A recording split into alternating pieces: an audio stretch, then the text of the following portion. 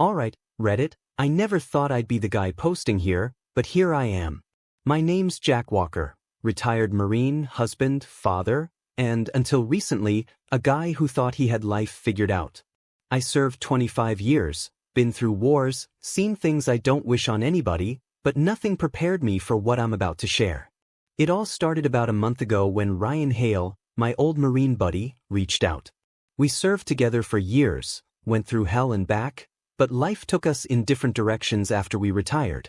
I built my own security consulting business, settled down with my wife, Linda, and our son, Michael, in Virginia. Ryan? He went into real estate, moving around a lot. We kept in touch here and there, but nothing deep. So when he called me out of the blue, I figured he just wanted to catch up. We met for lunch at this old diner we used to go to back in the day. At first, it was all laughs, war stories, reminiscing about the dumb things we did when we were younger. But then he started asking about Linda. How's Linda doing? Still as beautiful as ever? It wasn't the question itself that threw me, it was the way he asked. Too much interest. Too much nostalgia. I brushed it off, told him she was fine, and moved the conversation along. He went on about his real estate deals, how he was thinking of settling down in Virginia, how he missed having close friends nearby. Then he hit me with it. We should do a weekend cookout at your place. Just like old times.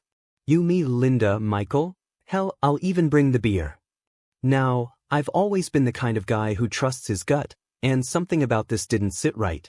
But Ryan was an old friend, and I didn't have a good enough reason to say no. So I agreed. I came home that night and told Linda about it. She barely looked up from her phone. Ryan? Haven't seen him in years. Why now? Guess he just misses the old days, I said, watching her face. She was still scrolling, barely reacting. Whatever, she mumbled. Just don't expect me to be the one entertaining him. That annoyed me a little. Linda used to love hosting. Back when we first got married, she would go all out for gatherings, cooking, decorating, making sure everyone had a great time. Lately, though, she barely put in the effort. I chalked it up to her being busy with her yoga classes and self-care routines, whatever that meant. Looking back, I should have seen the warning signs right then. But I didn't. And that weekend cookout? That was the beginning of the worst betrayal of my life. The weekend rolled around, and Ryan showed up right on time. He pulled into my driveway in some flashy black truck, looking like he'd been living the high life. He stepped out, sunglasses on, grinning like we were still in our 20s. Jack, my man. He gave me one of those over-the-top handshakes, the kind that turns into a half-hug. Been too damn long. I smiled, but something about his energy felt off. Maybe it was just the years apart, or maybe it was the fact that Linda had been acting weird about this whole thing. Speaking of Linda, she came out to greet him wearing a sundress I hadn't seen in years. Not that it was revealing or anything. It was just different. Special. Ryan, she said, all smiles. You clean up nice. Ryan pulled off his sunglasses, looked her up and down, and smirked. And you, Linda, look just like I remember. I don't know why, but that bugged me. It was a simple comment, but something in his tone made me feel like an outsider in my own home. Michael, my son, came running out a few minutes later, all excited about the food. He's 14, all about football and video games, and didn't really care about Dad's old war buddy. But he was polite enough, shook Ryan's hand, and then went to grab a plate. Everything seemed normal at first. We were grilling, drinking a few beers, talking about the past.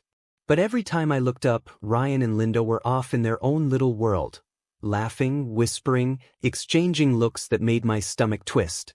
At one point, I went inside to grab more ice. When I came back out, I saw Ryan leaning in close to Linda, his hand on the small of her back. She laughed, a little too hard, a little too much. When she saw me, she stepped away like nothing happened. I told myself I was overthinking it. But then, as the night wound down, Ryan clapped a hand on my shoulder. Jack, buddy, let's do this again soon. Linda, standing right beside him, nodded way too eagerly. Yeah, we should. That's when it hit me. This wasn't just a casual visit. Ryan wasn't just here to catch up. I didn't know what his game was yet, but my gut told me something was off. And if the Marine Corps taught me anything, it's that your gut is never wrong. after the cookout, I couldn't shake the feeling that something was wrong. Ryan had barely spoken to Michael, barely asked about my business, barely talked about anything other than Linda. Maybe I was being paranoid. Maybe I was seeing things that weren't there. But that night, when I climbed into bed, Linda was already on her phone, angled away from me, screen brightness low. I could barely see her face, but I could hear the little taps of her fingers moving fast. "Who are you talking to?" I asked. She froze for half a second, so quick that most people wouldn't have noticed. But I did. "Just a group chat," she said, not looking up. "You know the girls?" I nodded, but my gut twisted again. I wasn't the kind of guy to snoop, never have been. But after the way she and Ryan had been acting all day, my mind was running circles around me. So I tested her.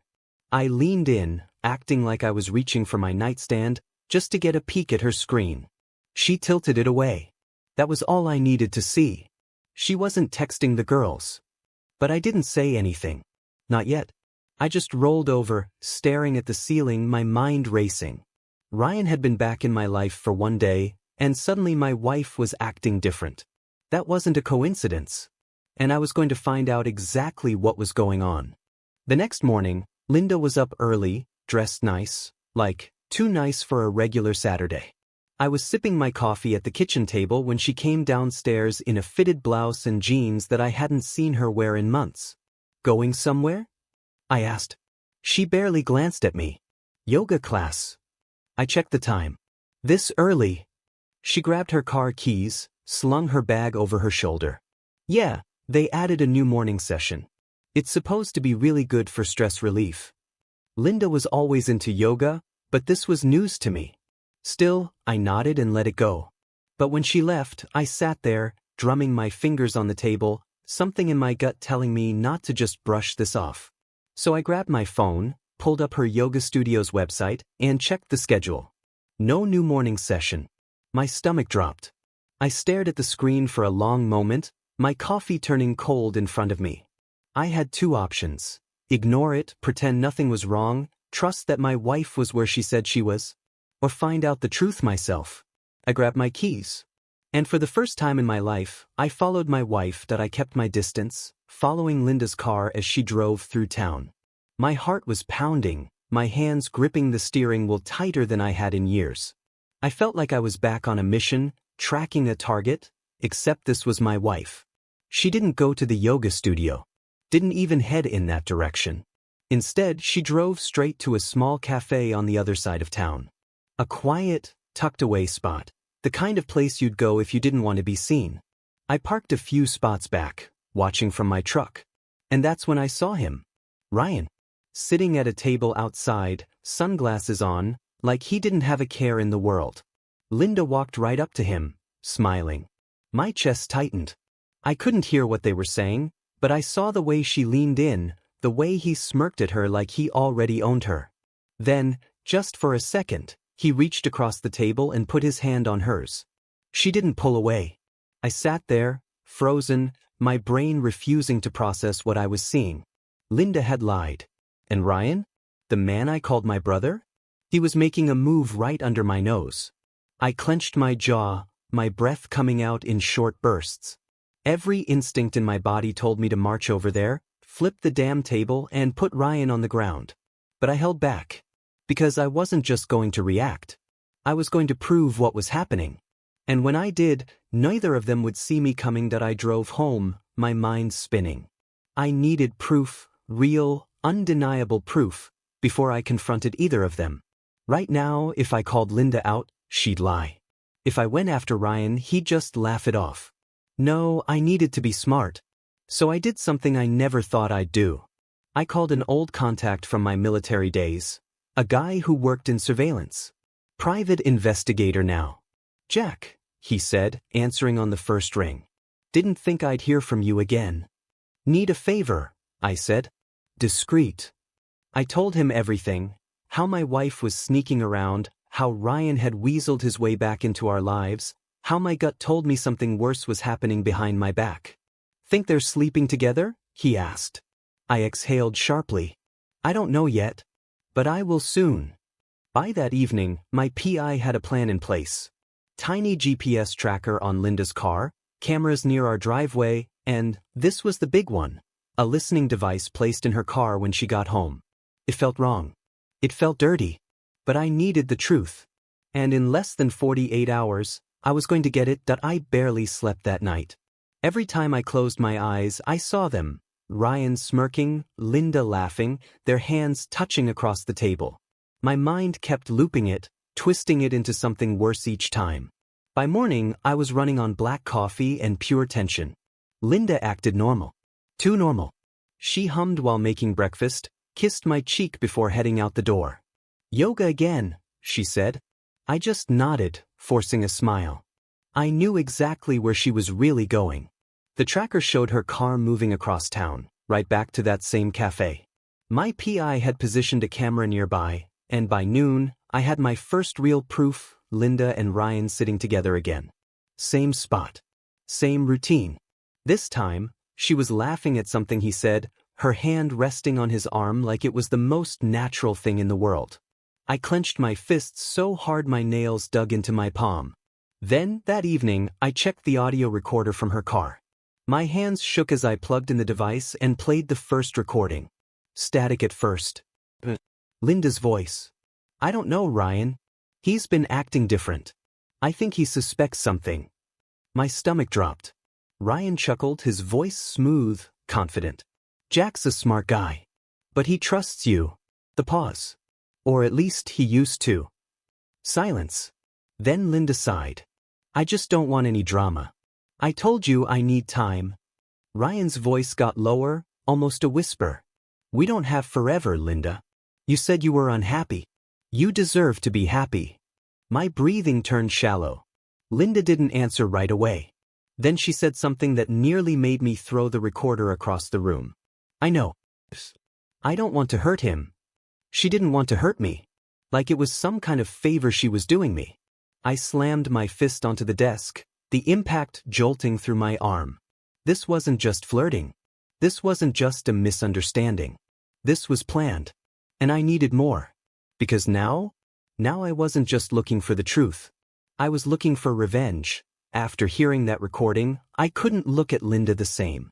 Every smile, every casual touch, every "I love you" felt like a dagger twisting in my gut. But I kept my mouth shut. I needed to know everything before I made my move.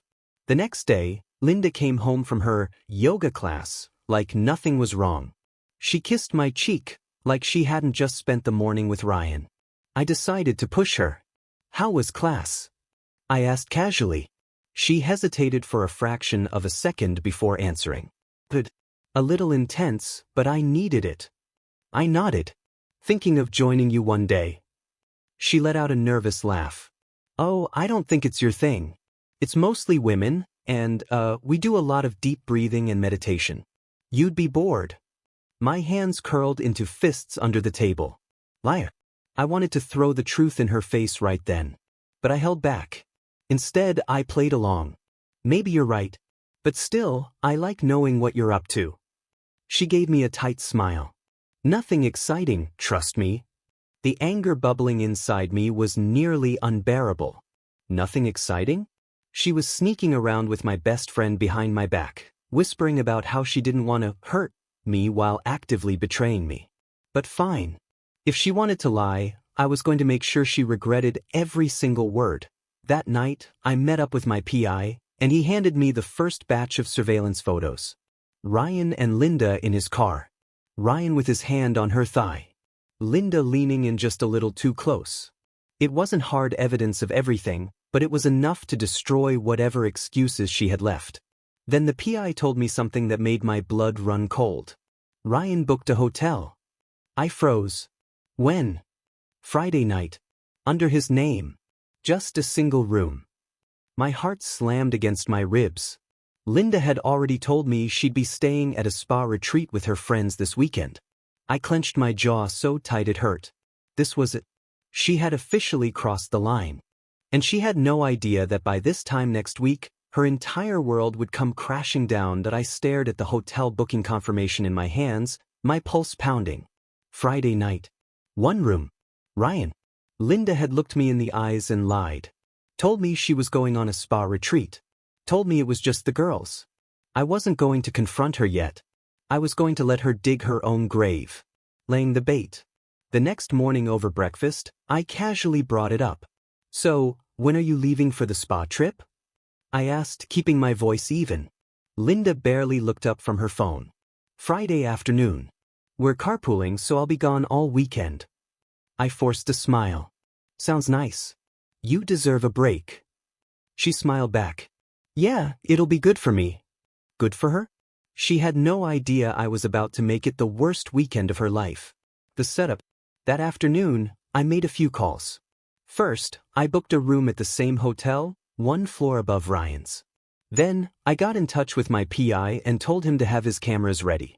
Lastly, I texted Michael, our son, and told him I'd be out of town for work but that I'd be back Sunday.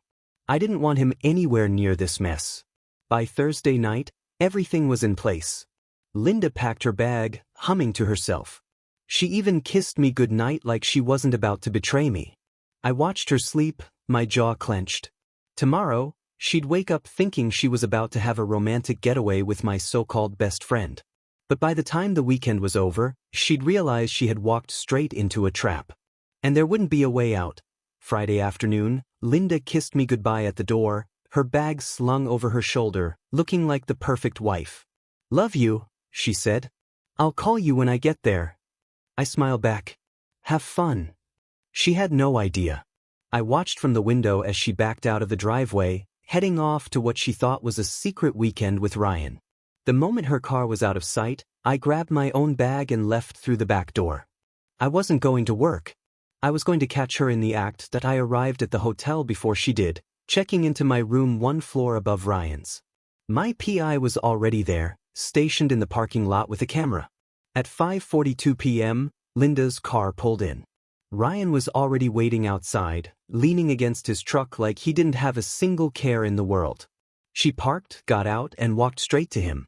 She hugged him. Not a friendly hug. Not a quick, casual hug. A slow, lingering one. Then they grabbed their bags and walked inside together. I clenched my fists so hard my nails dug into my palms. This was it. Proof. I waited in my room, checking the live feed from the PI's hidden camera in the hallway. I had positioned it to face the entrance to Ryan's room. At exactly 6:03 p.m., the door opened, and Linda stepped inside. She wasn't coming out anytime soon. I gave it an hour. Let them get comfortable. Let them believe they were safe. Then, at 7:15 p.m., I walked downstairs and knocked on Ryan's hotel door. Silence. Then footsteps. The door cracked open just a bit, and Ryan's face appeared, relaxed at first, then completely frozen when he saw me. His mouth opened, but I didn't give him a chance to speak. I slammed the door open and stepped inside. And there was Linda, sitting on the edge of the bed, her eyes wide with shock. She wasn't in a robe. She wasn't undressed. But she was exactly where she wasn't supposed to be. "What the hell are you doing here?" she stammered, scrambling to stand. I let out a cold laugh. "Funny. I was about to ask you the same thing." Ryan tried to step in. "Jack, man, listen." I turned on him so fast he actually took a step back. "No. You listen." I pulled my phone out and hit play. The recording. Linda's own voice filled the room. "I don't know, Ryan. He's been acting different. I think he suspects something." Her face drained of color. Ryan stiffened. Then I played the second part. I don't want to hurt him." I stared straight at Linda. "You didn't want to hurt me? Is that why you're in a hotel room with him?" Her lip trembled. "Jack, it's not what it looks like." I laughed. Actually laughed. "Oh, really? Because it looks exactly like what it is." I held up my phone again and scrolled to the photos my PI had taken.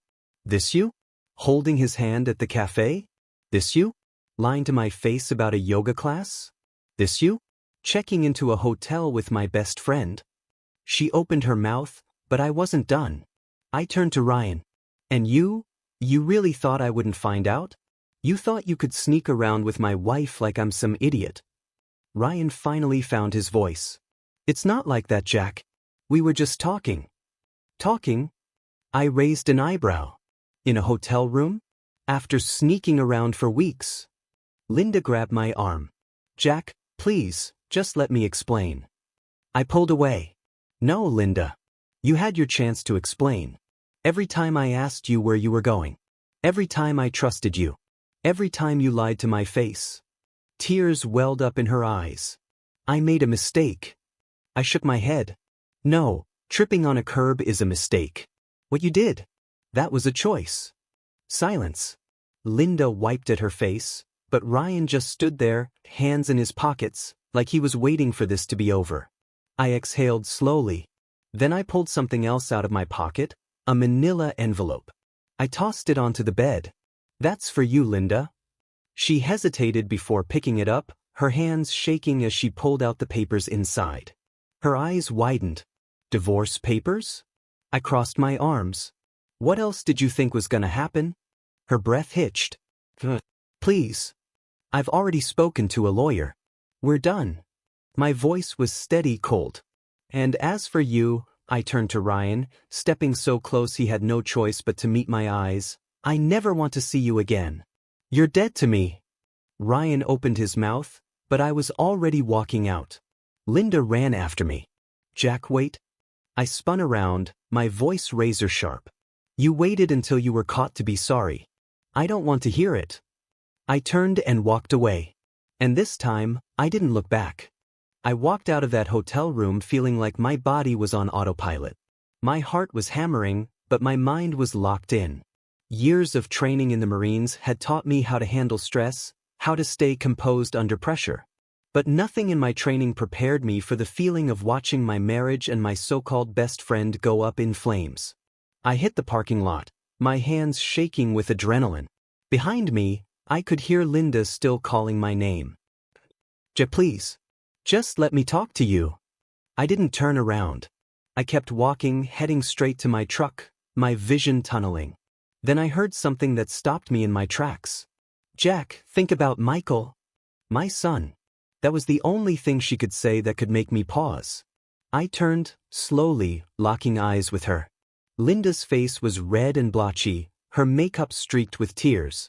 She clutched the divorce papers like she could somehow crumple them into nothing. Michael doesn't deserve this, she pleaded. Please don't do this. We can fix it.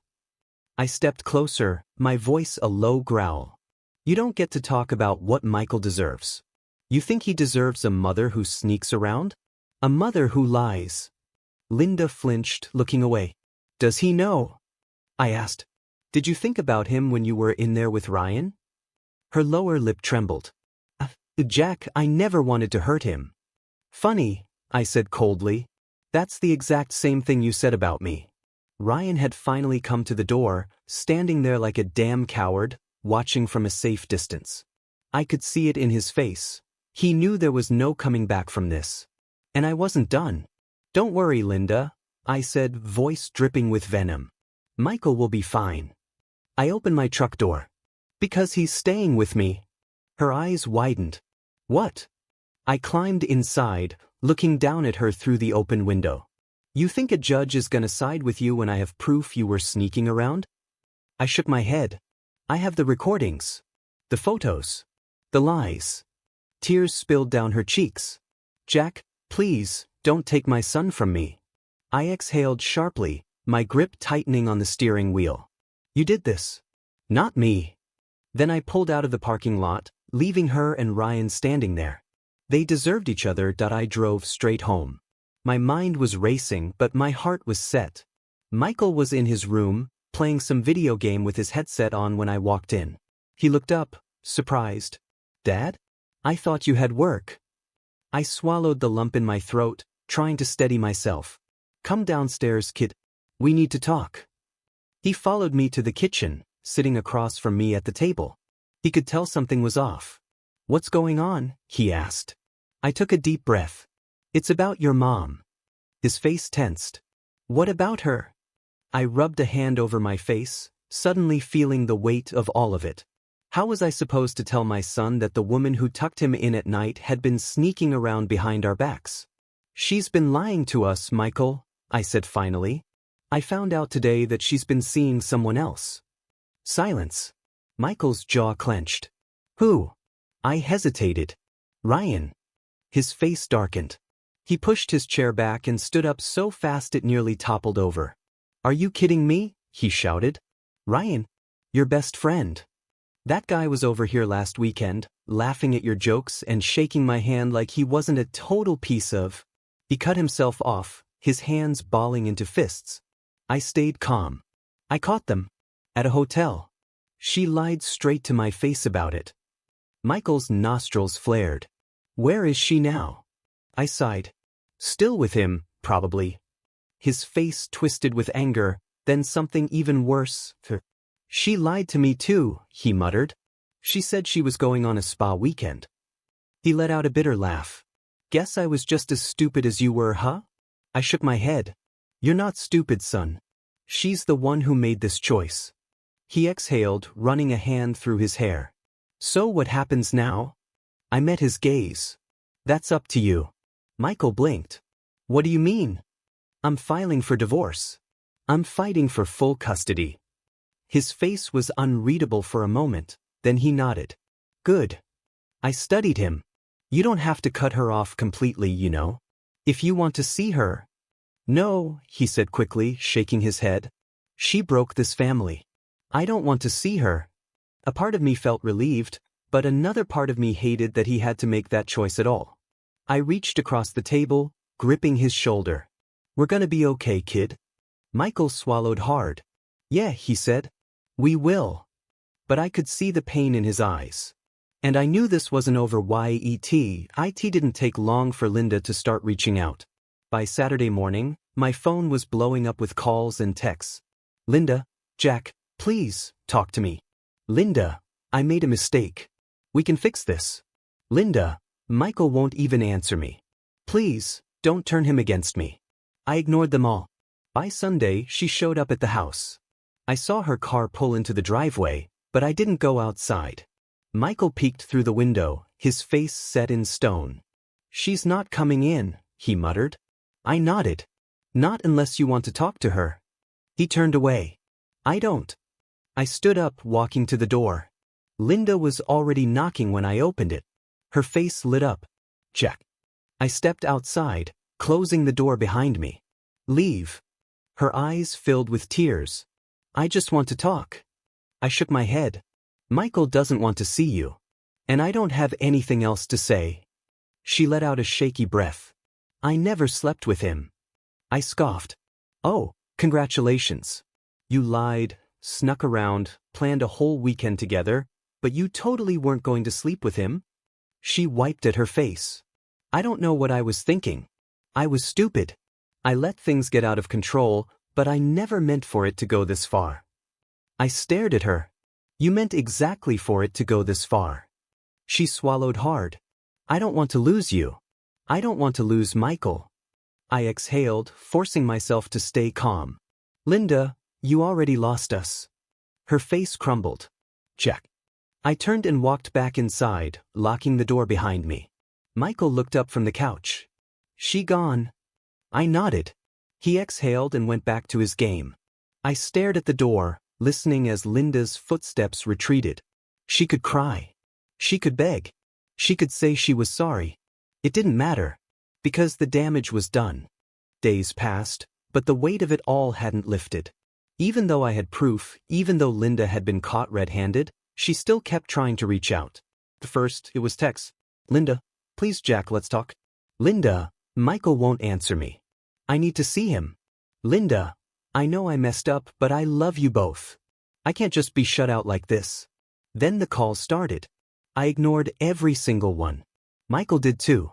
He was angrier than I had ever seen him. He kept himself busy, football practice, video games, spending time at his friend's house, but I could see it in his eyes. The betrayal had hit him harder than either of us expected. Then, Friday evening, Linda did something I did not expect. She sent Ryan to my house that I was on the porch, drinking my coffee, when I saw a familiar black truck roll up. Ryan. He climbed out, adjusting his sleeves like he wasn't about to get his face punched in. I set my cup down slowly, my body tensing. Ryan stopped at the bottom of the porch steps, hesitating. Jack. I didn't answer. Just stared. He exhaled. Look man, I know you don't want to see me. But Linda's losing it. I was on my feet before he could finish, stepping down until we were face to face. You have 5 seconds to tell me why you're here before I put you in the ground. Ryan flinched. He knew what I was capable of. We had been in war zones together. He had seen firsthand what happened when I lost my temper. He swallowed hard. She wants to talk to Michael. That's all. She's breaking down, man. She hasn't eaten, she hasn't slept. She's falling apart. I let out a cold laugh. Oh, she's falling apart? She deserves it. Ryan's jaw tensed. Come on. I never wanted this to happen. I took a slow step forward, forcing him to back up. You never wanted this? I repeated, my voice deadly quiet. You looked me in the eye. You ate at my table.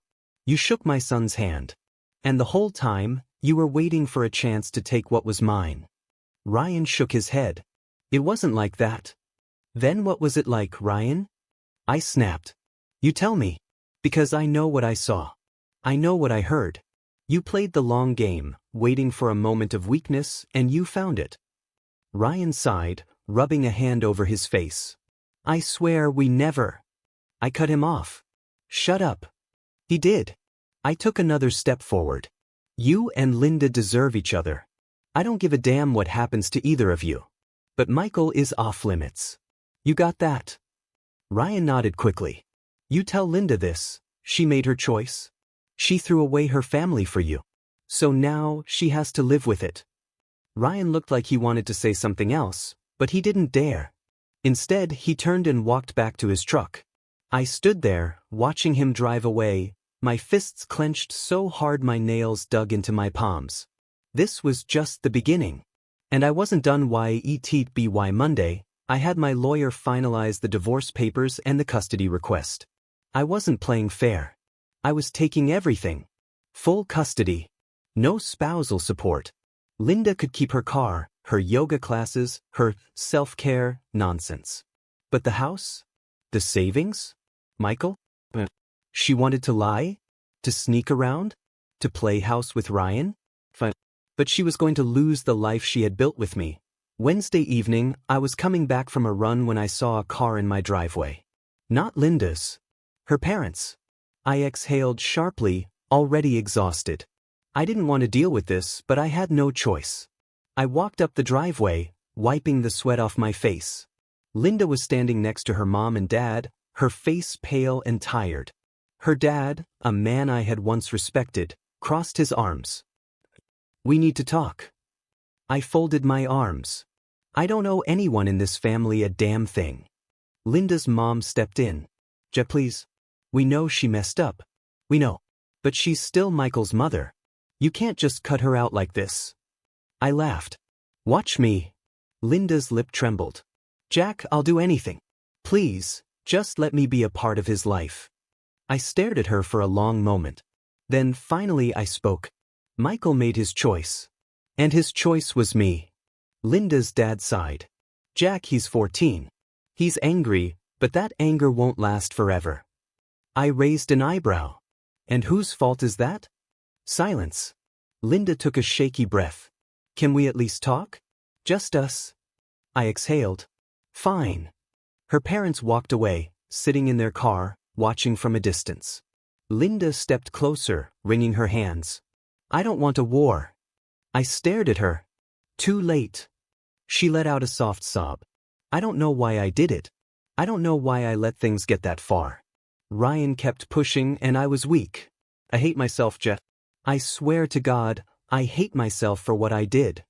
I clenched my jaw. I wanted to believe her. But it didn't matter. I don't care anymore, Linda, I said finally. I'm done. She choked on a sob. You're really gonna make me fight for my own son? I shook my head. You made this a fight when you decided I wasn't enough for you. Her face crumpled. Jack. I took a step back. You can cry. You can beg. You can hate yourself all you want. But none of it changes what you did. Tears streamed down her face. I still love you. I sighed, shaking my head. I don't love you anymore. I turned and walked inside, locking the door behind me. Linda stood there for a while. I could hear her crying. I could hear her parents trying to console her. But I didn't care. I had a son to take care of. And a future without her to build. After Linda and her parents left, I finally felt like I could breathe again. The house was quiet, just me and Michael. No more fake smiles, no more lies. For the first time in weeks, I thought maybe we could start moving forward. But Linda wasn't done. She still had one more betrayal left in her. Friday morning, I got a knock on my door. A process server. I knew before I even opened the envelope what it was. Linda was fighting for custody. I clenched my jaw, flipping through the pages. She wanted shared custody, spousal support, and half of our assets.